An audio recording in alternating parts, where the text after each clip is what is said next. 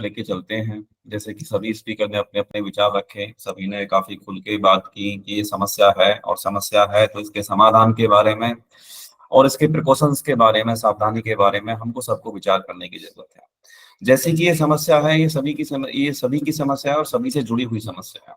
और जो सभी से जुड़ी हुई समस्या है वो समाज की समस्या होती है। जो समाज की समस्या होती है तो पूरे समाज को, पूरे मानव समाज को बेसिकली उसके लिए सोचने की जरूरत है।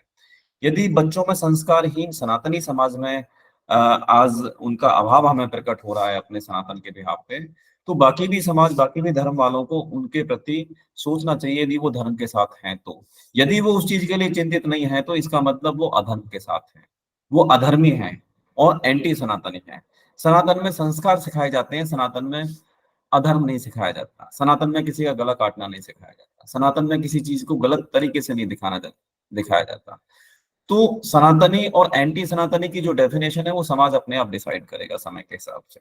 लेकिन हाँ, जहां पे बात धर्म की, जहां पे बात एक जीवन शैली की आती है तो वहां पे सनातन का नाम सबसे ऊपर आता है, आया है और आएगा भी। किसी बात आती है हमारे यूथ की, यूथ की बात हम हर बार क्यों करते हैं?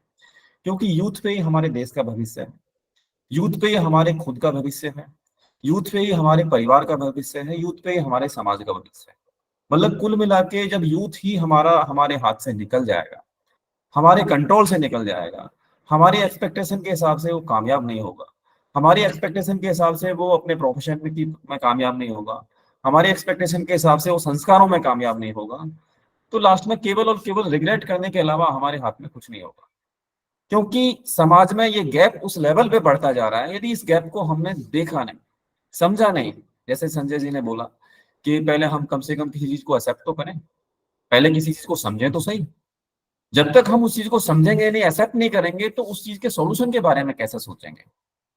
और जितने भी अभी स्पीकर्स को सुना, उन्होंने सॉल्यूशन भी बताए, चीजें भी बताई, उन्होंने प्रिकॉशंस भी बताए, लेकिन मैं कंक्लूडेड फॉर्म में यदि मैं बात करूं, जब हम सॉल्यूशन की बात करते हैं, सॉल्यूशन ये है, यदि हम एक टोटल इन ओवरऑल यदि इस पे हम चर्चा करना चाहें कि हमें अपने बच्चों के साथ में इंटरेक्शन बड़ी फ्लुएंट लेवल पे बढ़ानी पड़ेगी, बड़ा हमें उनके साथ फ्रेंडली रहने की जरूरत है। जैसे रविंद्र तोमर जी ने बताया, फ्रेंडली ना रहने की कितने सारे रीजन।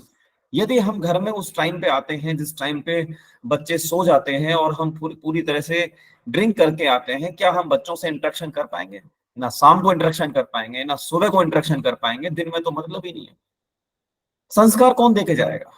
संस्कार देने का ठेका किसका है? पड़ोसी का या किसी और रिश्तेदार का, दूर के रिश्तेदार का, कि जी वो संस्कार सिखा देगा, ट्यूशन वाला मास्टर सिखा देगा या स्कूल सिखा देगा संस्कार? जो बच्चों को घर से सीखना होता है, पेरेंट्स से सीखना होता है, वो पेरेंट्स को ही सिखाना पड़ेगा। पेरेंट्स उस चीज से भाग नहीं सकते बेसिकली अपनी जिम्मेदारी से। और हमारे सनातन परिवार की प्रॉब्लम यह है, लेके हम दूसरों के समक्ष बैठते हैं, अपने ही बच्चों की प्रॉब्लम को लेके हम दूसरों के सामने बैठते हैं कि जी हमारे बच्चे हमारा कहना नहीं मानते, हमारे बच्चे हमारे कंट्रोल में नहीं है। किसको बता रहे हैं हम? कौन सुनेगा आपकी ये सब चीजें? एफआईआर कराओगे अपने बच्चों के नाम पे। यदि कहना नहीं मानते, this is your problem basically. Control में नहीं है, ये आपकी प्रॉब्लम है। आपके बच्चे कहीं ना कहीं कैरेक्टर को आउट ऑफ कैरेक्टर जा रहे हैं, तो ये भी आपकी प्रॉब्लम है। इसके लिए कोई जिम्मेदार नहीं है। We are only responsible being a parents. मैं भी दो बच्चों का फादर हूं। यदि मेरे बच्चे कल को खराब होते हैं या किसी गलत चीज में पढ़ते हैं तो I am the only responsible. ये हमको बेसिकली अपने आप पे लागू करना पड़ेगा। पहले संस्कृति के भाव अभाव जो भी लेके आने, पहले अपने आप के अंदर इंसर्ट करने पड़ेंगे, खुद के अंदर घुसाने पड़ेंगे, तब हम बच्चों से एक्सपेक्ट करेंगे। बच्चों से एक्सपेक्टेशन तो हमारी सारी है, सबको एमबीबीएस बनाना है, किसी को एमटेक बनाना है, किसी को कुछ बनाना है, किसी को कुछ बनाना है, लेकिन संस्कार कौन देगा? संस्कार का तो कोई बीटेक भी नहीं होती अलग से, संस्कार के लिए तो कोई अलग से एजुकेशन भी नहीं है। क्योंकि संस्कार बेसिकली घर से सिखाए जाते हैं, उनकी कोई अलग से पुस्तक नहीं होती। संस्कार वो होते हैं कि जो हम करते हैं वो होता है, जो हमारी जीवन शैली बोलती है। जीवन शैली सनातन की क्या बोलती है, वो सनातन बोलता है। हमें क्या करना है, क्या नहीं करना है, उनके क्या लॉजिक्स हैं, वो उस लॉजिक्स के हिसाब से बच्चों को बताए ना। बच्चे आजकल के सुनने को तैयार हैं, बच्चों की कैचिंग पावर बहुत अच्छी है और बच्चों की डेवलपमेंट बहुत तरीके से हो सकती है, लेकिन यदि उससे पहले हम अपनी डेवलपमेंट कर लें तो हमें अपने आप को ही हथौड़ा मारना पड़ेगा। बच्चों को यदि हम एक हथौड़ा मारेंगे, 10 हथौड़ा अपने खोपड़े में पहले खुद मारने पड़ेंगे जगाने के लिए। हम उस लेवल पे बेसिकली अपने आप को गुमराह कर रखा है अपने आप को, और अपनी जिम्मेदारी से भाग रहे हैं बेसिकली। सुबह को हमारे पास टाइम नहीं, सुबह शाम को हमारे पास टाइम नहीं, दिन में हमारे पास टाइम नहीं, किसी से बात करने का हमारे पास टाइम नहीं, स्कूल में जाने का हमारे पास टाइम नहीं, बच्चों के स्कूल में हो क्या रहा है करके, ट्यूशन वाले के पास जाने का हमारे पास टाइम नहीं। तो टाइम है किसके पास? जिसके पास टाइम है वो तो आपके बच्चों के साथ टाइम लगा ही लेगा ना, वो तो कुछ और ही सिखा देगा, फिर तो कहीं भी ले जाएगा वो।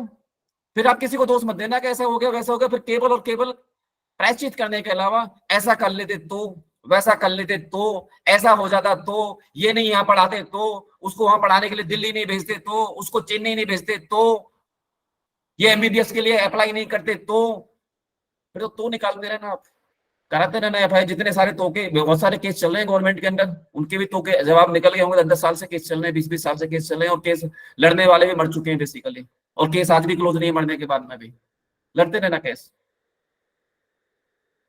यही रिजल्ट निकलने वाला है।